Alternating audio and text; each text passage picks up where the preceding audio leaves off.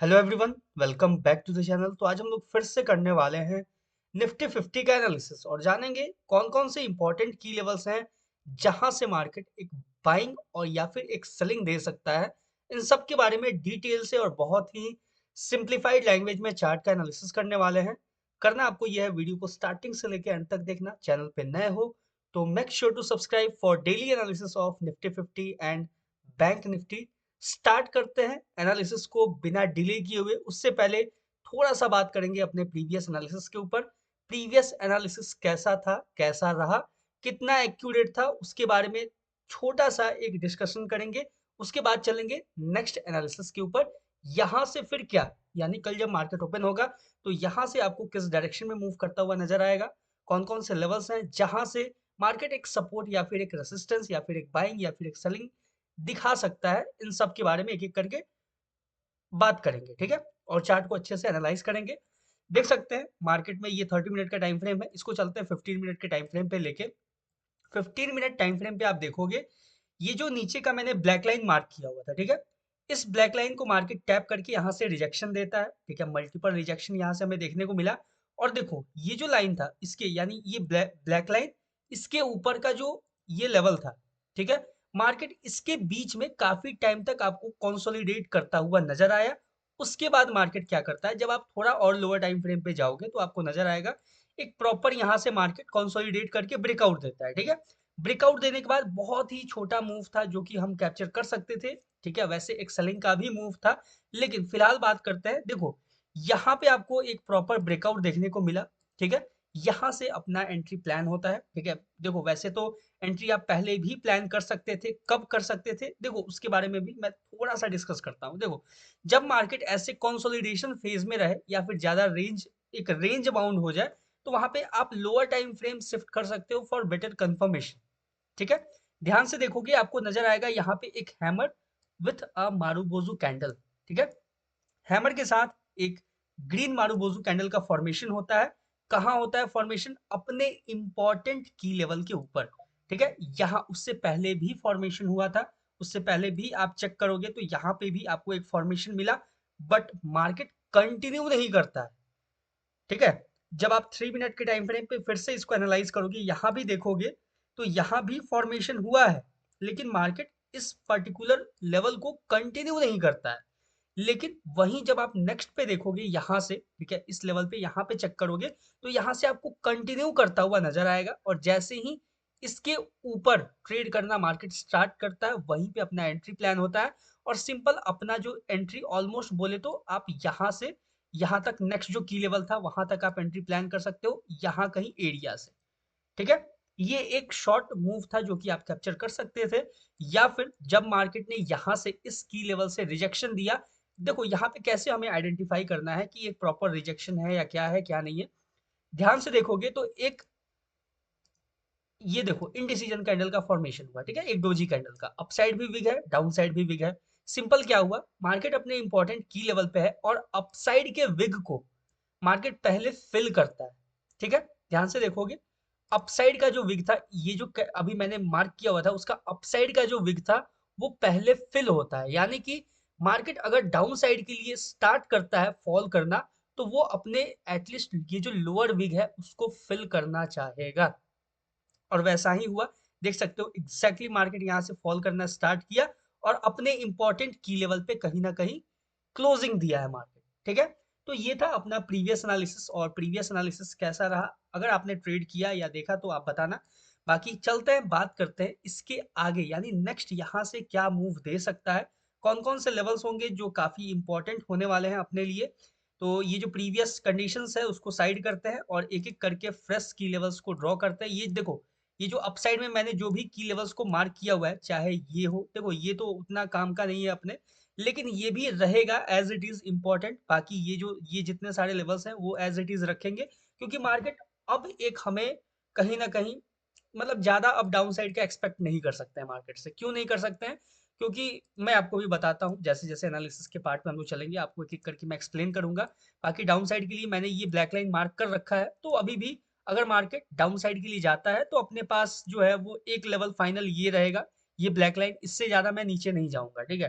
क्योंकि अपना अब जो देखो क्या है कि इंडियन मार्केट या फिर इंडियन जो भी है, ठीक है, अपना अभी भी इंडिया एक काफ़ी स्ट्रॉन्ग पोज़ीशन में है, ठीक है? भले ही जो एफआईआईज़ हैं वो काफ़ी ज़्यादा सेलिंग करते हैं, लेकिन जो मार्केट चलाते हैं वो डीआईआई है, ठीक है? यानी कि अपने कंट्री के जो इन्वेस्टर्स हैं, वही इंडियन मार्केट को एक स्ट्रेंथ प्रोवाइड करते हैं और वही उन्हीं के बेसिस पे मार्केट रन करता है। तो देखो, सिंपल है कि अगर मार्केट नीचे आता है ना, तो ज़्यादा से ज़्यादा मैं ये एक्सपेक्ट करूँगा कि ये जो नीचे का ब्लैक लाइन है, यहाँ तक मार्केट आपको, यानी ये जो लेवल है, ये देखो मैं साइड में शो कर रहा हूँ आपके सामने, ये जो लेवल है ना, फाइनल इसके आसपास मार्केट बस आपको अप्रोच करता हुआ नजर आएगा। उसके बाद मार्केट फिर से अपने एक बुल रन के तरफ जाता हुआ नजर आएगा और ये जितना भी सारा गैप्स आपको पेंडिंग नजर आ रहा है, ये सारा गैप्स फिल करता हुआ मार्केट नजर आएगा। और देखो, बहुत ही अच्छा एक इंडिया और कनाडा का यूरेनियम डील भी साइन हुआ है, अभी अभी 1.9 बिलियन डॉलर्स का डील है। और इसको काफी, देखो इंडिया पे कोई फर्क नहीं पड़ता है, जनरली हम लोग मजे से बैठ के एंजॉय कर रहे हैं। बस अभी देखो, जो मेन है ना, क्रूड ऑयल का समस्या है, ठीक है? तो क्रूड ऑयल का कहीं ना कहीं इंडिया अपॉर्चुनिटी निकालेगा, रसिया से अपना फिर से वो डील को कंटिन्यू करेगा। क्योंकि देखो भाई, अपना इंडिया का साफ है कि कहाँ से लें, ठीक है? ईरान से हम डाइवर्ट कर नहीं सकते, वहाँ पे स्ट्रेट ऑफ जो हॉर्मूज है वो ब्लॉक्ड है पूरा, ठीक है? सऊदी अरेबिया वगैरह का बुरा हाल है अभी उस साइड तो पूरा। तो अपना जो प्रेफरेंस होगा वो कहीं ना कहीं फिर से रसिया की तरफ शिफ्ट होगा। ऑलरेडी अपना जो जितना जो रिफाइनरीज था, वो ऑलरेडी रशियन ऑयल के हिसाब से वर्क कर रहा था काफी लंबे टाइम से, और आगे भी इंडिया इसी पे कंटिन्यू करना चाहेगा। देखो, अब सिंपल ये है अपने सामने कि अगर मार्केट डाउन साइड में, ये जो ब्लैक लाइन है, ये जो ब्लैक लाइन मैंने मार्क किया है, अगर इसका सिंगल कैंडल ब्रेकडाउन देता है, ठीक है, इसका अगर सिंगल कैंडल ब्रेकडाउन देता है, ब्रेकडाउन के बाद हमें वेट करना है पुल बैक का, ठीक है? अगर पुल बैक में मार्केट अपसाइड निकल जाता है, तो हम बुल साइड के लिए देखेंगे छोटा सा स्कैल्प मूव, ठीक है?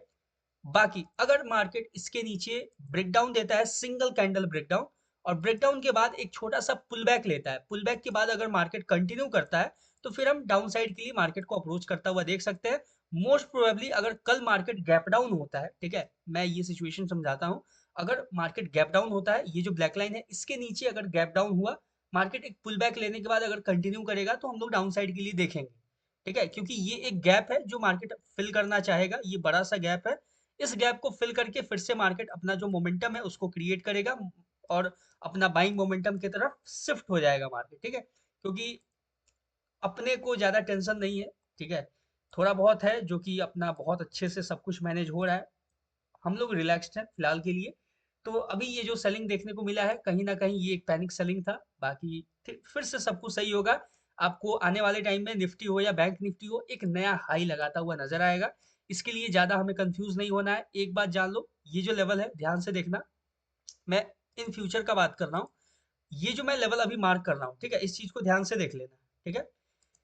जिस दिन ये लेवल इसका सिंगल कैंडल ब्रेकआउट हो जाएगा, ठीक है, ये जो लेवल अभी मैंने मार्क किया है, इसका सिंगल कैंडल ब्रेकआउट हो जाएगा, मार्केट आपको नया हाई लगाता हुआ नजर आएगा और मार्केट बहुत ही बेहतरीन, यहाँ से फिर मार्केट जल्दी पलट के वापस देखेगा नहीं। अगर इसके ऊपर सिंगल कैंडल ब्रेकआउट हो जाता है, तो ये जो लेवल है ये आप देख सकते हो कुछ इस तरीके से, ठीक है? यहाँ पे साइड में आपको नजर आएगा जो पर्टिकुलर उसका पॉइंट है, ठीक है, देख सकते हो। तो अभी है, टाइम है, लेकिन ये अपने साइकोलॉजी को मेंटेन करके रखना है। यहाँ से हम लोग कंटिन्यू अपना बुलिश मोमेंटम रखेंगे आगे के लिए।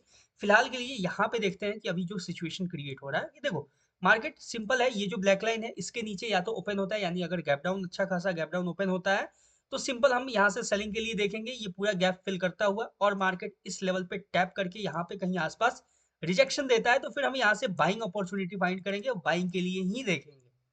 क्लियर है?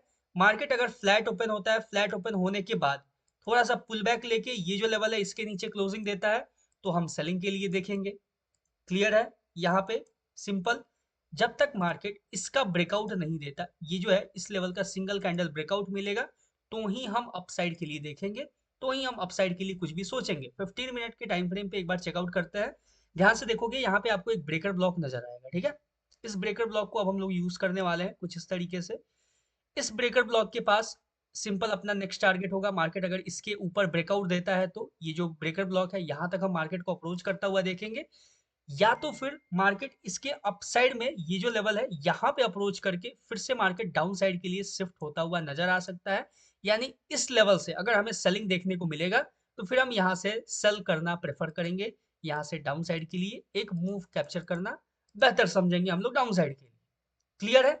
ज़्यादा कुछ नहीं है, बहुत ही देखो ज़्यादा एक्सपेक्टेशन नहीं रखना है अभी के लिए मार्केट से।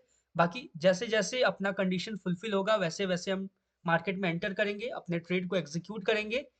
ये था अपना बहुत ही सिंपल सा एनालिसिस, ज़्यादा कुछ नहीं है, ठीक है? इसलिए मैं ज़्यादा इसमें डीप में नहीं जा रहा हूँ, फिलहाल के लिए। बहुत ही छोटा-सा है, प्यारा-सा लेवल्स है, कुछ उसको फॉलो करना है। ब्रेकआउट देगा, यहाँ से ब्रेकआउट देगा तो अपसाइड के लिए, ब्रेकडाउन देगा तो डाउनसाइड के लिए। ये जो ब्लैक लाइन होगा, इसके नीचे अगर ब्रेकडाउन दे देता है, एक पुलबैक का वेट करना है।